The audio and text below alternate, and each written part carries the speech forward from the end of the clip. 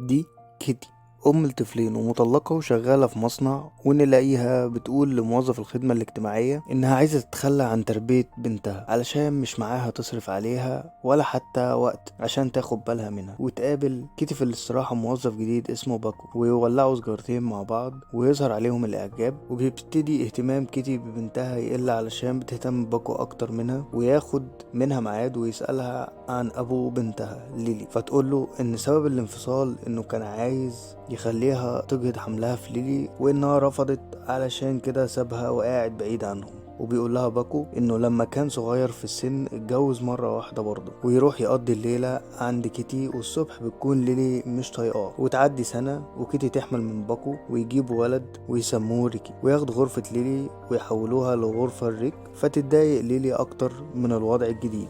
وباكو يزهق من كيتي مراته اللي بقت تهتم بالطفل اكتر منه، وبيوعد بنات غيرها وتشوفه ليلي بس ما تقولش لمامتها حاجة علشان ما تزعلهاش. وفي يوم تلاحظ كيتي ورم في ظهر ريكي وتسأل باكو، لكن يقولها معرفش، ويأمرها انها تتجاهل الموضوع ده. لكن الموضوع بيكبر والولد ما بيعرفش ينام من كتر الألم. وتقول له كيتي انت اكيد زعلان من وجود ريك وبتضربه وانا مش موجودة في البيت. لكن باكو يتنرفز ويقول لها يعني ده ابني وهضربه ازاي، ويسيب البيت. وفي يوم كيتي راجعة من الشغل تلاقي ريكي فوق الدولاب، وتتفاجئ بانه ليه اجنحة، وتبدأ الاجنحة بتاعته تكبر، ويروحوا المول يجيبوا هدايا ليهم علشان راس السنة. لكن يكتشفوا ان ريكي اختفى ويطير في المول، والناس كلها تشوفه والامن ما يكونش عارف ينزله، لكن يقفلوا الاضاءة علشان يخاف وينزل. وتنجح فعلا الفكرة ويروحوا بيه المستشفى، والدكتور يقول لها ابنك عايز مكان مفتوح يعيش فيه، وتاخد اطفالها وترجع البيت. بس بيكون هناك صحفيين كتير جدا واللي مش بيروحوا من قدام بيتها خالص، وبيتشهروا جدا. ويرجع لهم باكو لما يشوف الاخبار ويعتذر لكيتي وتسامحه على اللي عمله. والولد بيكون خايف من صوت باكو جدا وعايز يهرب من الغرفة ويجرح أجنحته، وهو عايز يهرب من صوت باكو. ويروح لهم دكتور علشان يشوف، واللي بيقول لهم انه لازم ريكي يتربى في مكان مفتوح علشان يكتمل حجم جناحاته في النمو. ويقول لهم فكرة تانية انه ممكن يعمل له عملية ويشيلوا الأجنحة دي خالص. وكيتي بترفض